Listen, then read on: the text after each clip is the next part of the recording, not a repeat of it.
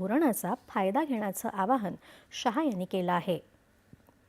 उन्हाळ्याच्या सुट्टीनंतर विदर्भात आज शाळा सुरू झाल्या।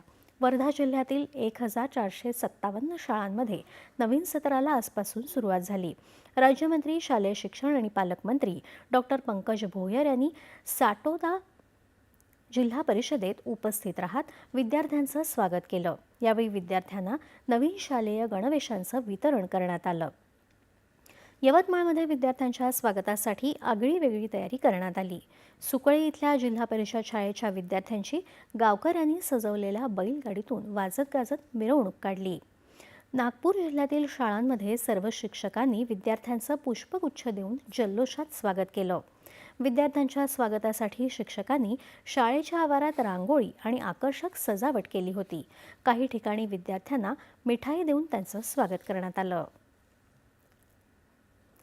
केंद्रीय मंत्री प्रतापराव जाधव यांनी बुलढाण्यातील मादणी इथल्या जिल्हा परिषद शाळेत जाऊन शाळा प्रवेशोत्सव कार्यक्रमाला हजेरी लावली। विद्यार्थ्यांना पुष्पगुच्छ देऊन त्यांनी स्वागत केलं।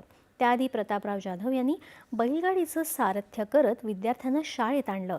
या शाळा प्रवेशोत्सव कार्यक्रमात विद्यार्थ्यांना अद्ययावत दप्तरं आणि शालेय गणवेश देण्यात आले। केंद्रीय मंत्री प्रतापराव जाधव यांच्या पुढाकारातून बुलढाणा जिल्ह्यातील जिल्हा परिषद शाळेमध्ये शिकणाऱ्या जवळपास 17,000 विद्यार्थ्यांना या अद्ययावत दप्तरांचं वाटप करण्यात येणार आहे। त्याचा शुभारंभ आज जिल्हा परिषदेच्या मादणी शाळेतून करण्यात आला।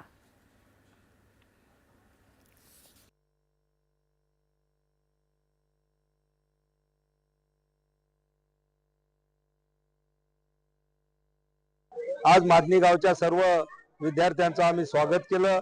त्यासोबत CSR मधून HPCL कंपनीच्या माध्यमातून बुलढाणा जिल्ह्यातील 17,000 विद्यार्थ्यांसाठी अद्ययावत अशा डेस्क कम स्कूल बॅग आम्ही त्या ठिकाणी त्यांच्याकडून घेतल्या आणि आज जिल्ह्यामध्ये वाटप केलं। मादणीमध्ये त्याचं वाटप झालं आणि राज्य शासनाच्या वतीनं सुद्धा त्यांना शाळेचा संपूर्ण ड्रेस आणि शाळेची सगळी पुस्तकं सुद्धा लागणारे बुक सुद्धा उपलब्ध करून दिलेले आहेत।